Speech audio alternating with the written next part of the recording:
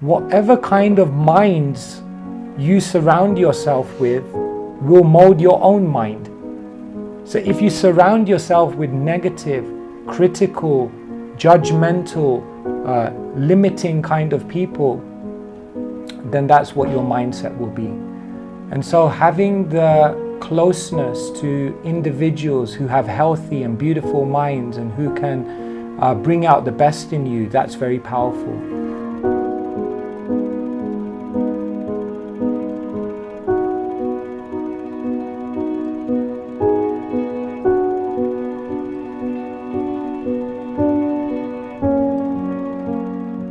Welcome to the third episode of the UJ Talks at the UJ Library.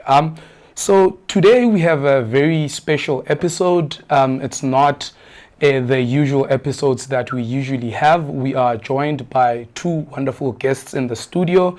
Firstly, we are joined by our regular guest, Dinesh Ramsamuj, and then we are also joined by our very lovely guest all the way from the UK, Keshava Swami.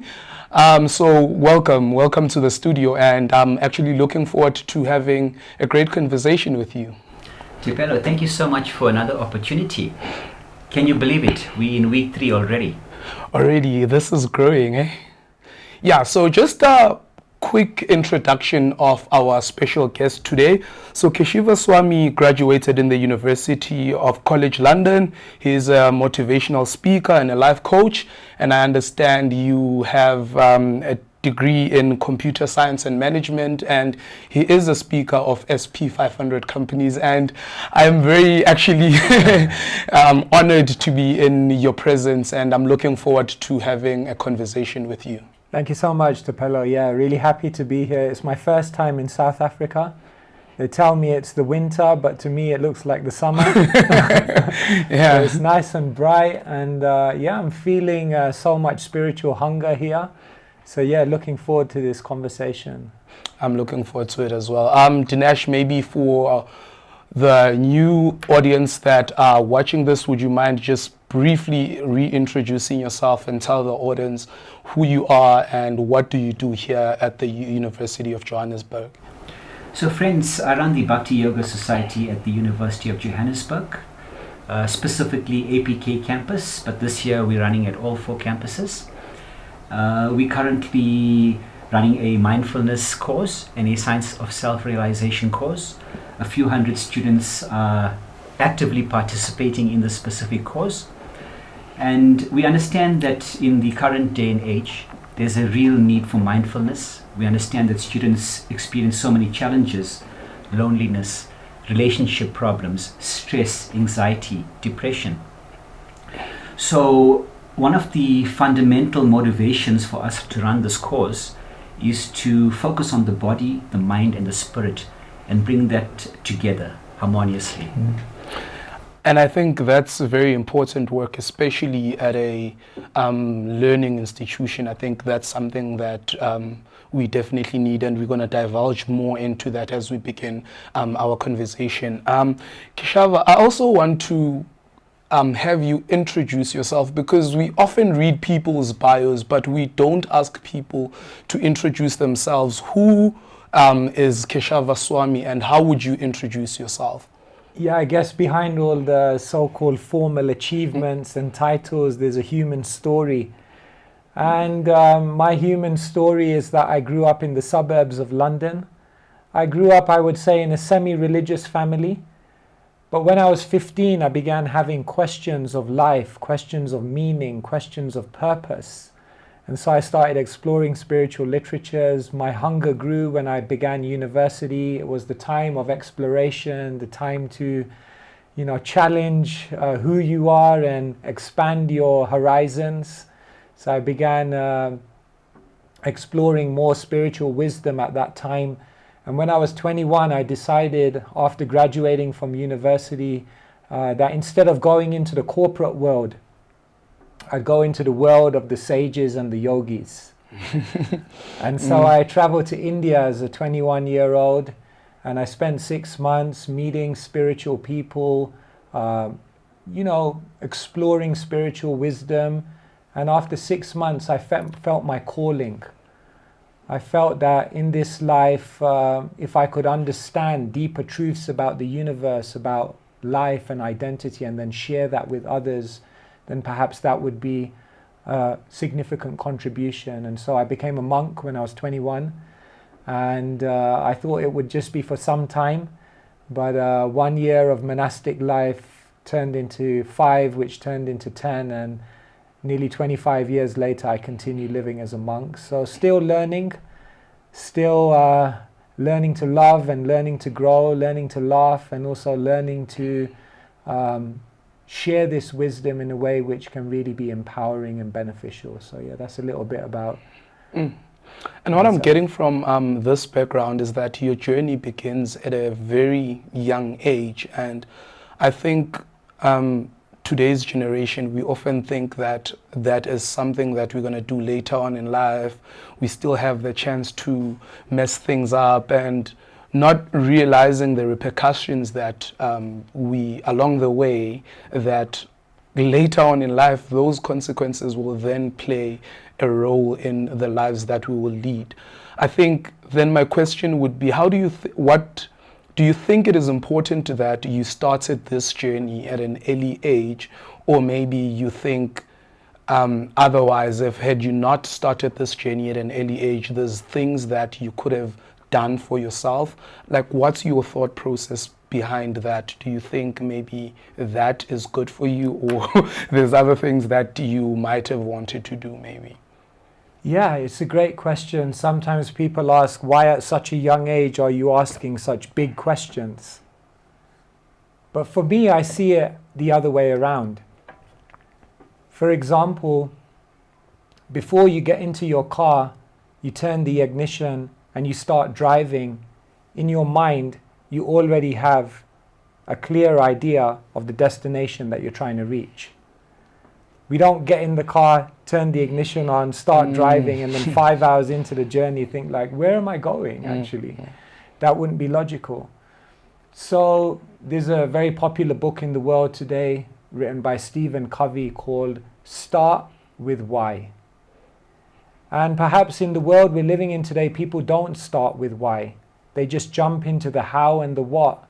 And then later on down the road in life, they began looking back at their life and asking, but why? Why did I do that? Why did I invest so much time in that? Why did I pursue that? Why did I think that's success? So in spiritual culture, what we encourage people to do is, as early as possible in their life, set conscious goals, understand the meaning and purpose of their time in this world, and decipher what is real happiness. And once you've got that sense, then you can make all the decisions and directions in your life that facilitate that goal. But if we don't know where we're going, then we don't know what path will take us there. And therefore, start with why. I think that's actually very profound. Yeah, you have me questioning some of my life decisions. And Dinesh, so where does this journey then for you as well begin, and all the way to being in the University of Johannesburg with a Bhakti Society? How does the journey begin for you? Do you have a similar journey from a young age, or does this journey begin later on in life? Speak to me about that. That's a very nice question, Tupelo. My journey began a little later. Actually, I was in London, UK, when this kind of awakening took place. When I was traveling through the streets of London, I could see everybody was emotionally disturbed, unhappy, looking at their facial expressions, getting to know them. You could see that this was not a very, very palatable culture, and it seemed very unnatural to me. But one day, as I was walking through Leicester Square, I saw these wonderful young British boys and girls running through the streets, running, not just walking. Or you could say they were like heavenly beings floating through the streets of London, singing and dancing, specifically the mantra chanting, which we do here at the university. And they look so blissful and happy. And I felt I wanted to be like that. So that's when my journey began. And I think what's important to understand that when someone presents something to you, right, you either take their word for it, okay, or you want to try it out for yourself to see if it really works. So when I got more information about the Bhakti Yoga process, the mantra chanting, I tried it for myself. And for the first time in my life, I started experiencing inner peace, happiness, and I found my purpose. And because I experienced that myself, I felt I should share it with others.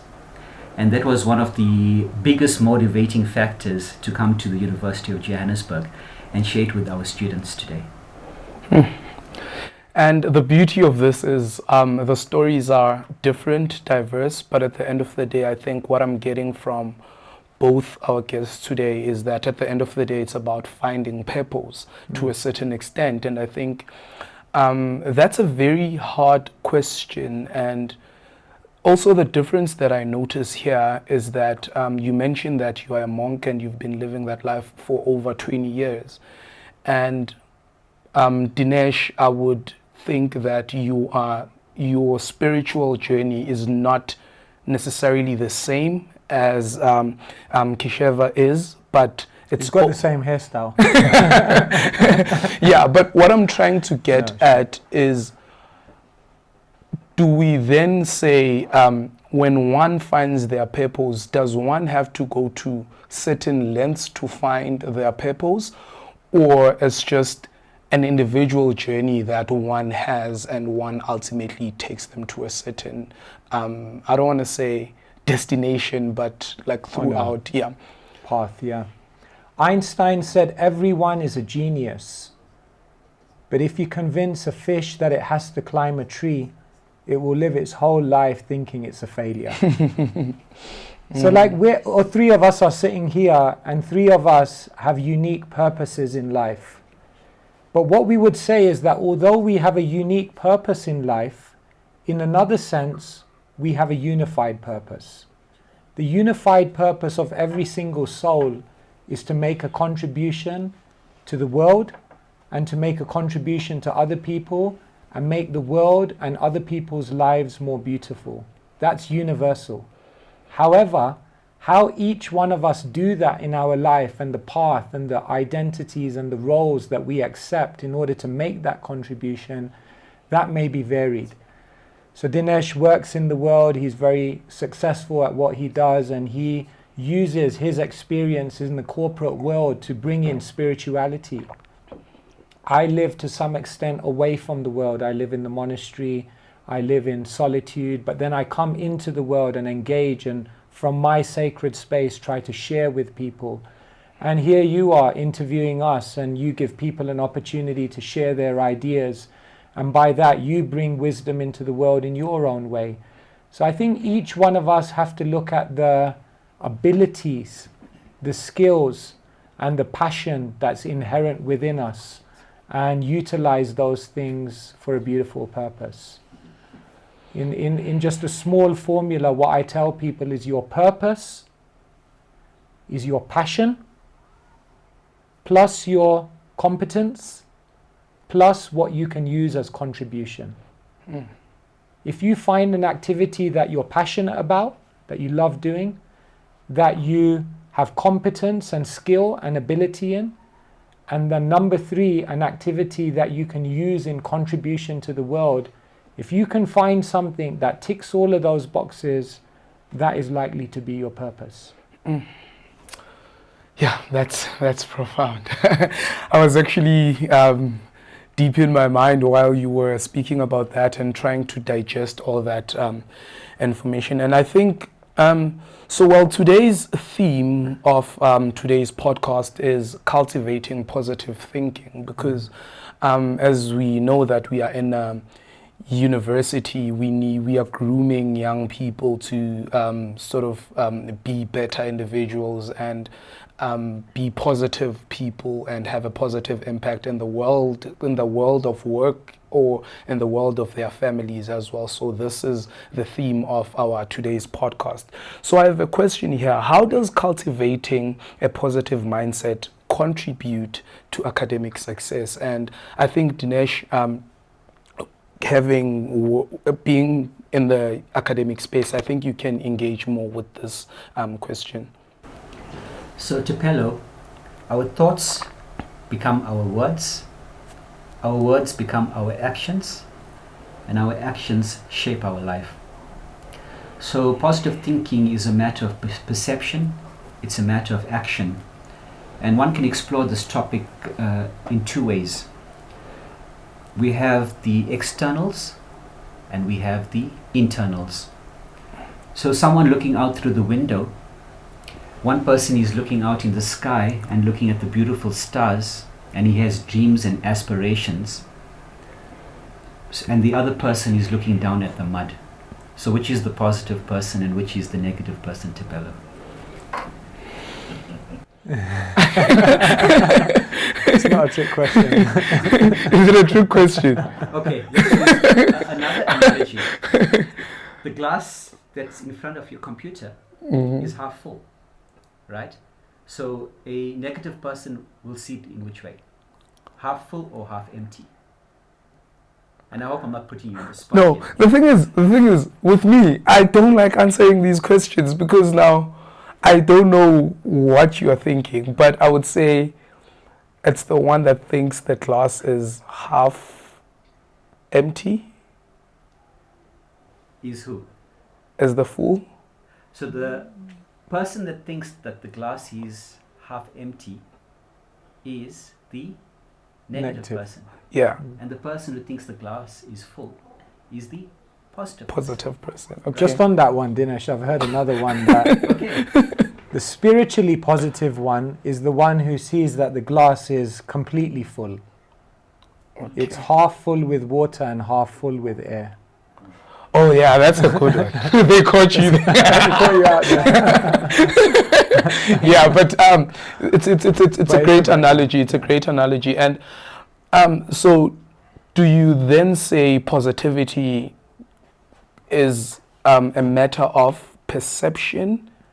Is this where we are getting at? Because I think there's objective ideas in the world of what positivity is, but there's also intrinsic ideas, and I think this is where this conversation then becomes important, that you can see these objective positivities of the world, but there's this one intricate one that we need to engage with so that we can have, like, I don't know, achieve global positivity to a certain extent.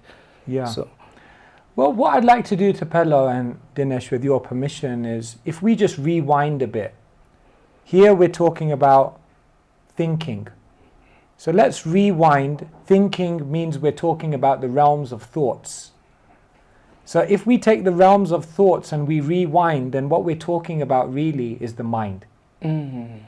Now the mind is the biggest problem in the world, and simultaneously that thing which is perhaps the most unknown thing in the world as well. Each of us have a mind. We say the mind is driving me crazy. We experience the effects of the mind every single day, and we know the power of the mind, yet very, very few people have actually insights into what is the mind, how does the mind work, and how can I uplift and empower my mind to be a beautiful mind. And that's really where spiritual wisdom is paradigm shifting, because it can give us an insight into the mind, which has thoughts, which determines our way of thinking, that, as Dinesh said, drives our destiny and shapes our life. For most people, the mind is something which is acting as their enemy. M, I say, stands for magnify. The first thing our mind does is it makes small things extremely big. The second thing the mind does, I, is it invents. Every single day the mind sees something and then it invents a story around it, which is very colorful, which is very creative, but which may have no grounding in reality. N stands for negativity. We seem to have an inner critic, an inner voice within us which is constantly pulling us down and limiting us. And D stands for distraction, because most people's minds are always taking them away from what they need to focus on in the moment. And so what do we do about this? Yeah, I think that actually takes me to my next question, right? Specifically engaging with the N and the D. So what do you think are some of the strategies that one can use to cultivate a positive mindset, or a positive thinking, so to say? Yeah. In the simplest terms, I would say three things: wisdom, friendship, and mindfulness. Number one, wisdom. When we access a body of knowledge and a realm of teaching which gives us an insight into the mind, what is the mind? How does it work? How do we actually remold it? How do we interact with it in such a way that it doesn't work against us, but it works with us? Then that wisdom can give you a sense of understanding your mind in a better way. Oftentimes what we do is we identify with the mind. The ancient spiritual literatures like the Bhagavad Gita, the ancient Sanskrit book which we study, explains that you shouldn't identify with the mind, but you should identify the mind. We are not our mind, we are observers of our mind. And so that wisdom allows us to create some separation from the streams of thoughts that are going through, so then we don't have to identify with everything. So wisdom. The second thing that happens in order to uplift your mindset and your positive thinking is friendship. Whatever kind of minds you surround yourself with will mold your own mind. So if you surround yourself with negative, critical, judgmental, limiting kind of people, then that's what your mindset will be. And so having the closeness to individuals who have healthy and beautiful minds and who can bring out the best in you, that's very powerful. And the third and final thing to change your mindset is mindfulness. Every morning, Dinesh, I'm sure he does it as well, we join the 5 a.m. club.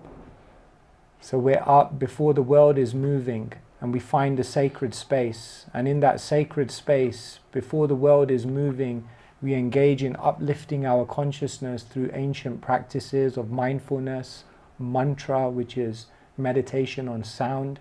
And through these ancient practices, we actually begin to remold the default thinking and triggers of the mind. It's very powerful. So these are things everyone can do. I think I actually want to make this a bit more personal, and ask a question.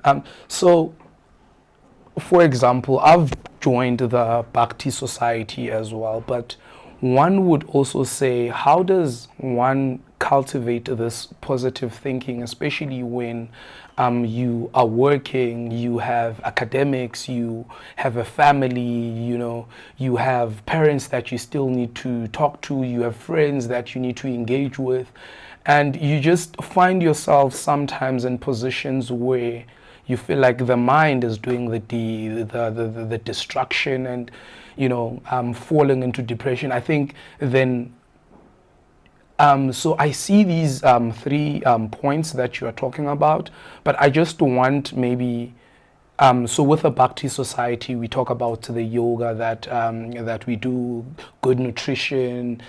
So what are some of the strategies that you can give to people that are facing directly what I'm facing, trying to balance it out and feeling like you are going into this dark tunnel, but but thinking that eventually you're going to make it out. Yeah. Tapelo, Keshava Swami mentioned 3 really important aspects, on how to kind of overcome certain situations and be positive. So I'd like to share with you a story, okay? You could say analogy as well. So if I'm standing downstairs and looking at this building, So how many levels is this library? 6. 6 levels. That's So- the first one I got right. Congratulations on your mindfulness gift today at our UJ program. So if I'm looking at this building, in terms of stature, I'm small and the building is big, right? Now if I go to OR Tambo Airport, I jump on the aeroplane and I take off. And I am flying over this building. How does it look from up there? Very small. Very small, insignificant. And as we're going higher and higher and higher, the building becomes insignificant and finally you won't see it. So this building represents our problems, represents our thinking, okay? But as we go higher, if we elevate our consciousness, our problems will gradually get smaller and smaller and smaller and finally dissipate. Keshava Swami spoke about consciousness and he mentioned about the daily practices. So what's important is for us to practice your mindfulness. What we teach at the Bhakti Yoga Society is a bit of Hatha Yoga. We teach you breathing exercises. We teach you mindfulness techniques, but most of the prominence is placed on the mantra meditation. Because if you practice this mantra meditation daily, if you dial into the health plans and the diets that we actually promote, specifically vegetarianism, okay? And I'll speak a little on that in a short while.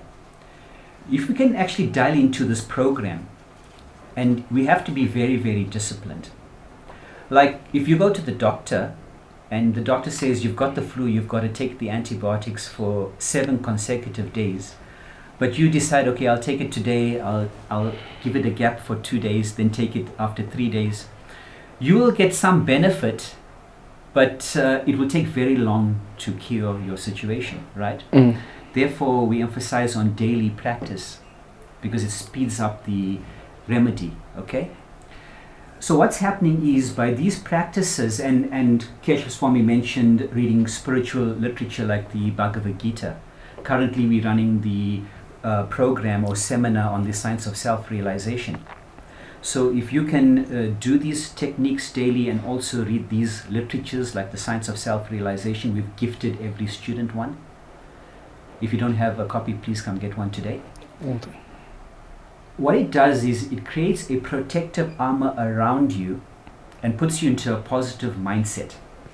So that when you go out into the world, like when the university student comes here to campus, there's so many things that they're exposed to, right? So now that you've done this in the morning, it's called the 5 a.m. club, right? It's a very wonderful time because you know. You can for a see the fact- fear on his face. You know, I honestly, I try.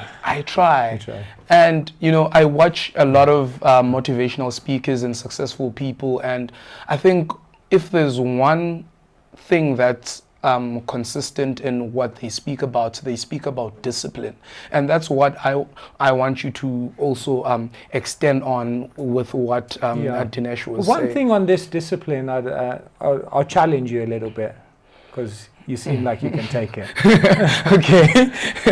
When we come and we tell people about living a very disciplined life, it almost seems like for people to be like, whoa, discipline, like I'm not ready for that. But let me ask you, you studied at university, that required discipline. All our viewers out there, some of them may have gone to a different country and started a new life, that required discipline. Some of you out there have kids and you brought them up, that required discipline. Tomorrow, if you got a really good job, but it was 2 hours away, you'd be up at 5 a.m. and you'd do the commute because it's important to you. So I don't think discipline is something which is alien to anyone. I don't think you could live in this world if you weren't disciplined.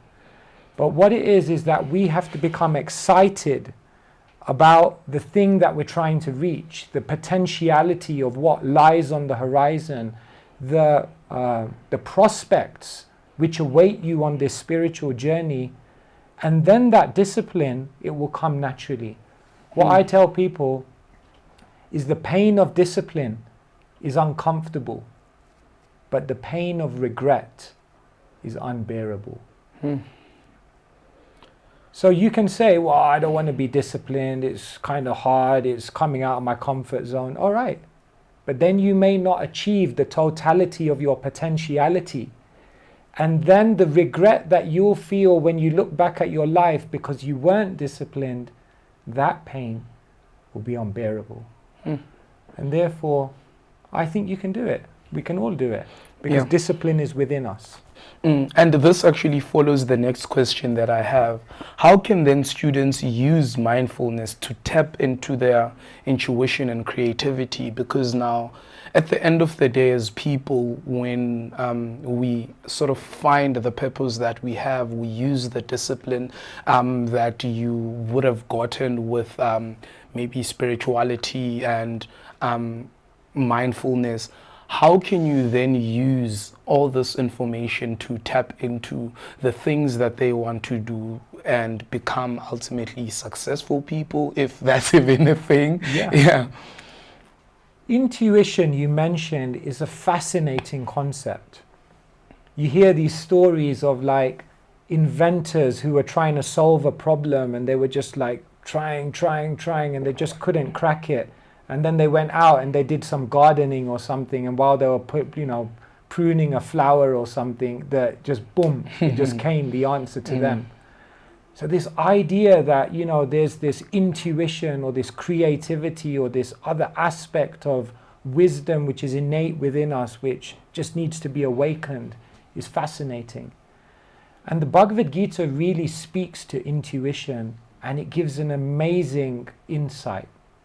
The Bhagavad Gita explains that our body is a machine, but we are actually a spiritual being, a soul, a consciousness inside this machine.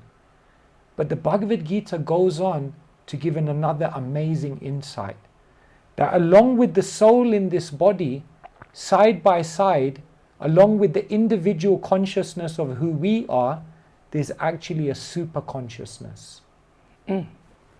So right within you, there's a super consciousness. I'll tell you in Sanskrit, just to give you a little bit of a taste of what Sanskrit sounds like. Dvasuparna sayuja sakaya samanam vriksham parisa svajate. The analogy is given that the body is like a tree and there's two birds sitting on the tree. One of the birds is eating the fruits and the other bird is watching. And that other bird that's watching is the other soul inside of you, known as the super consciousness. And what happens by mindfulness and meditation techniques is that the soul and the super soul, the individual consciousness and the super consciousness, become connected. And when you become connected, intuition and this higher wisdom and this amazing realm of knowledge that sometimes seems beyond you becomes so much more accessible to you. And that's the potentiality of spiritual practices, that you tap in to a higher consciousness that helps you to go beyond your limitations. Wow, and I think a world would be a better place if we had more people trying to connect the two, and we wouldn't have the problems that we have today, and with this, I call it a pandemic that is affecting these higher learning institutions, because we see a lot of suicide, we see a lot of panic attacks during exams, we see a lot of people falling into drug abuse and all the negativity that exists in the world. And not to say it's very easy to do that, but just to take that one step towards finding, because this helps you all throughout. This is what I'm getting. So it helps your mind, it helps your body, it helps your ability to do your work that you need to do. This is a really important point you make, that sometimes people think spirituality is just about the afterlife. Spirituality is about the other world. Spirituality is about the soul. But spirituality also helps you in this world. Spirituality also helps you in this life. Spirituality also helps with your body and mind. And so by practicing this spiritual wisdom, you can be successful now, and you can be successful in your highest ultimate aspirations simultaneously.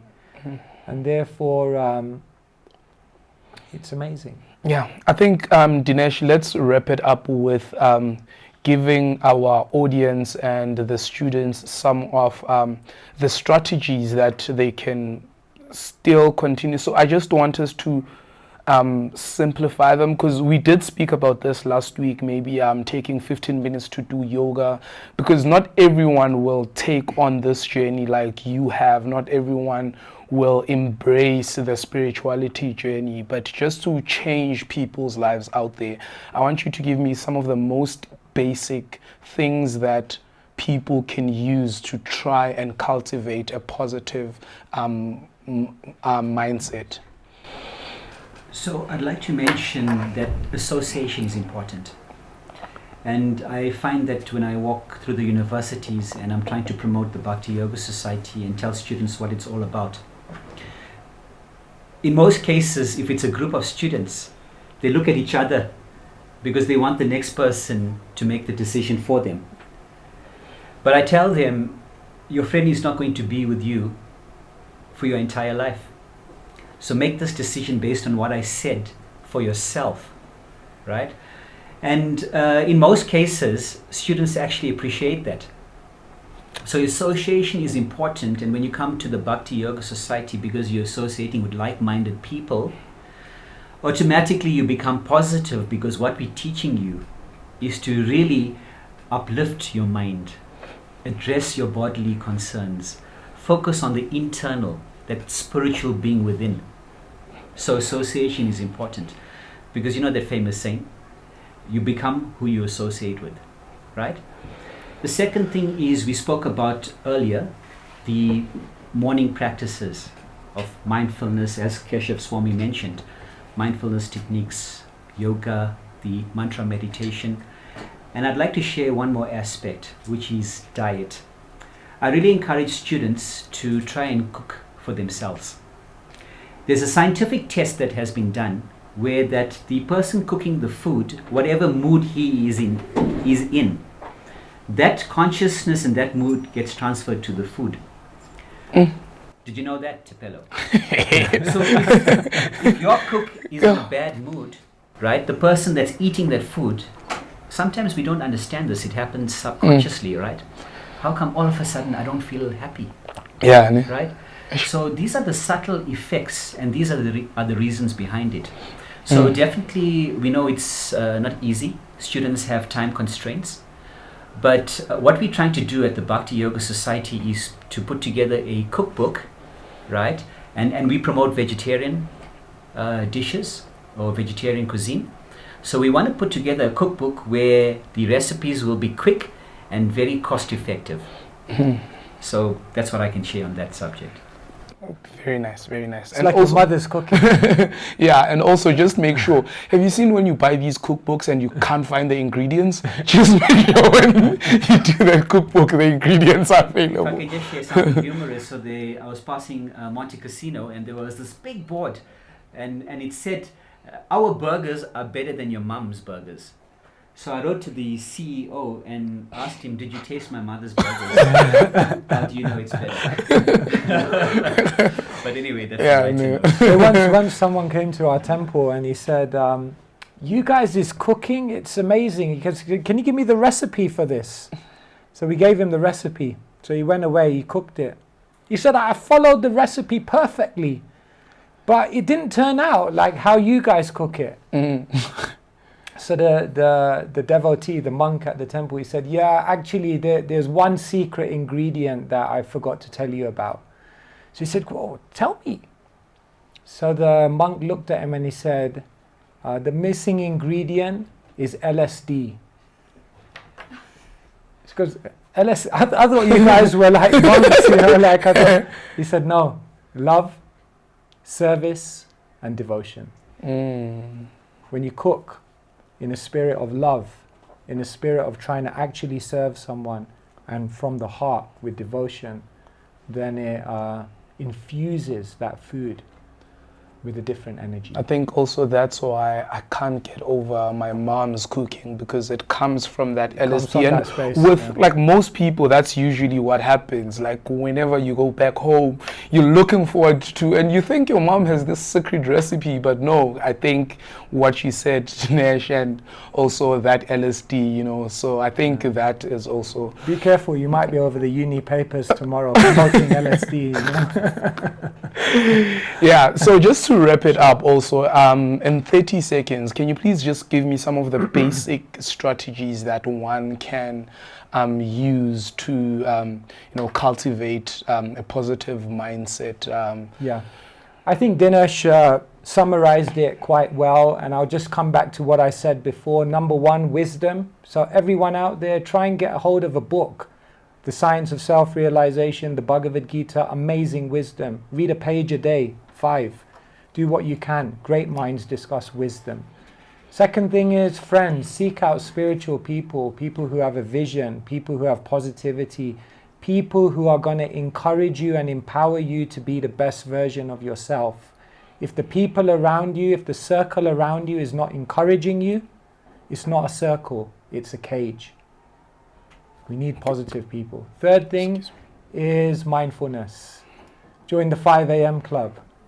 And if not, 6 a.m. is also good.